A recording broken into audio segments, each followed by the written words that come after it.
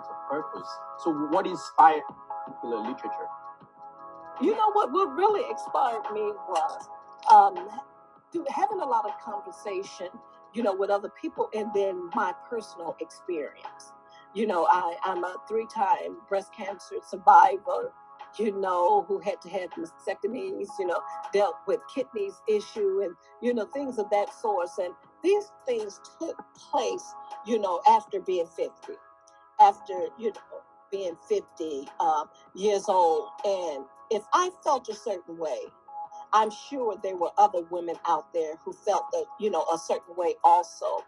And even in the midst of going through, I began to pick up again. That's when I went back to school, got my bachelor's, went back to school to get my master's, got my master's at age 58, and I was the oldest one in the classroom, was on the dean's list.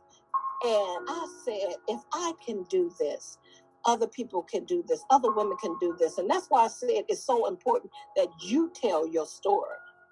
No matter how many times a story has been told, and it might be almost like yours, but when you tell it, and you tell it with an excitement, you tell it with passion.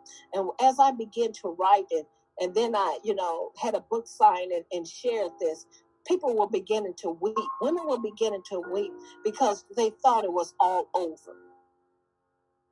They hit some hard bumps in the road. And I felt like that. Okay, there's no need. Well, take that dream up.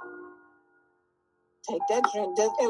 With the book writing, I didn't start that until I was in my 50s.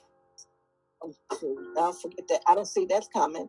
I don't see that, coming. But as they saw that, and the exciting thing about it, not only did I talk about it, but they saw it. They saw it. They saw it in me. They was like, I know for sure what she wrote down, it was done. Exactly, and not just talking it.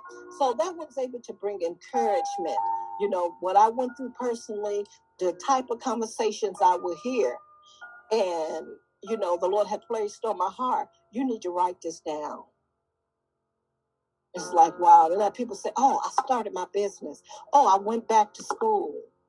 I mean, when I went back to school, then I and I'm not saying they went back because of me, but I did see where a lot of older women would begin to go back to school. And some of them did say, oh, you did it. I know I can do it. And they may have less going on than I did physically. So that's what put the desire on my heart and, for me to go forth and to bring encouragement to other women. Don't count yourself out. You still have a dream. You still have goals in you. All you got to just push forward.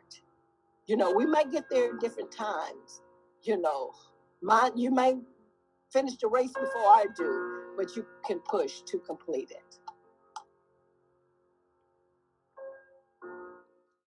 And, just for everybody know, we all way over 50. Way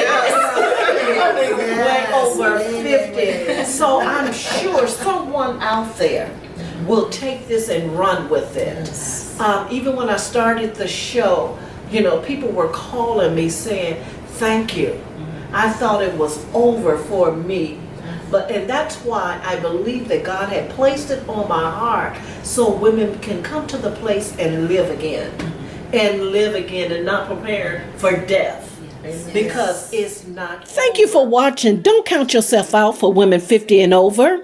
I want you to be on the lookout for my new upcoming book called Don't Count Yourself Out for Women 50 and Over. Until next time, I'm Deborah Vincent Burns. Don't give up.